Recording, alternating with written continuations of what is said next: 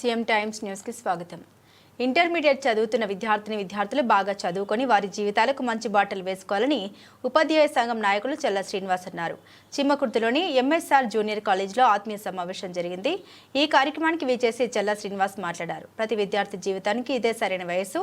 ఇక్కడ మంచి చదువుకొని ముందు వెళ్ళిన ఉన్నతమైన స్థానంలో ఉంటారు. కాబట్టి ప్రతి ఒక్కరూ కూడా చదువుకొని మంచిగా అభివృద్ధిలోకి రావాలని శ్రీనివాస్ అన్నారు. ఈ కార్యక్రమంలో వేదికపై కాలేజీ యాజమాన్యం వివి శివారెడ్డి, గోపికృష్ణారెడ్డి, నాగార్జున రెడ్డి, అవిశ్రేణి వెంగన్న, ఉపాధ్యాయులు, విద్యార్థులు, వారి తల్లిదండ్రులు పాల్గొన్నారు.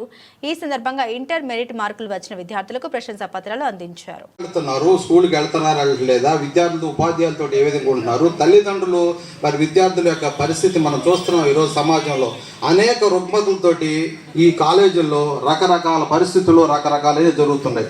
ఈ సమాజంలో ఈ రుగ్మతను తగ్గించాలంటే తల్లిదండ్రులు విద్యార్థుల మీద బాగా కాన్సన్ట్రేషన్ చేయాలి. అదేవిధంగా మీరు ఎప్పుడైతే విద్యార్థుల మీద తల్లిదండ్రులు కాన్సన్ట్రేషన్ చేస్తారో ఉపాధ్యాయులతో ర్యాపోర్ట్ పెరుగుద్ది.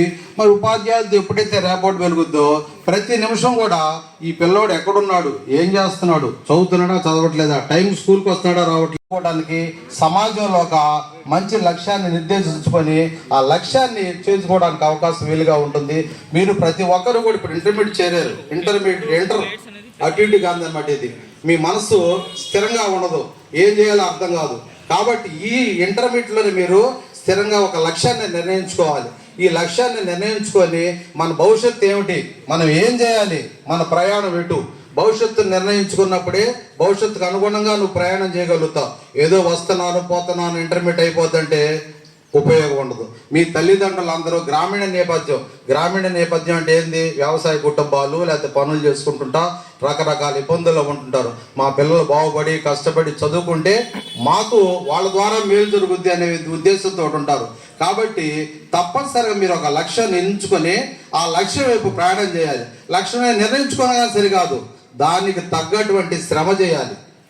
అదృష్టాన్ని నమ్ముకోవద్దు. మీరు ఎప్పుడు కూడా శ్రమనే నమ్ముకోవాలి. అదృష్టం అనేది చివరిది, తగిలితే తగులుద్ది, తగలపోతే తగలదు. ఇప్పుడు మీరు 700 వచ్చింది 600 వచ్చిందని చెప్పారు ఎవరు పాపలకి ఇద్దరికి. వాళ్ళు కష్టపడి చదివితేనే వచ్చింది. అదృష్టం వల్ల ఏది రాదు. అదృష్టం అనేది చివరి ఏదో కొద్దిగా ఉంటే ఉంటుంది, లేకపోతే లేదు. కాబట్టి నేను చెప్పేది ఏంటంటే తప్పనిసరిగా మీరు అందరూ సమాజంలో మంచి పౌరులుగా తీర్చిదిద్దడానికి చదువుకొని మీ తల్లిదండ్రులు కూడా మంచి కృషి చేసి బాధ్యత గల పౌరులుగా తయారవుతారని చెప్పి ఆశిస్తూ నాకు అవకాశం ఇచ్చినటువంటి ఉపాధ్యాయ మిత్రులకు ధన్యవాదాలు తెలియజేసి ముగిస్తున్నాను.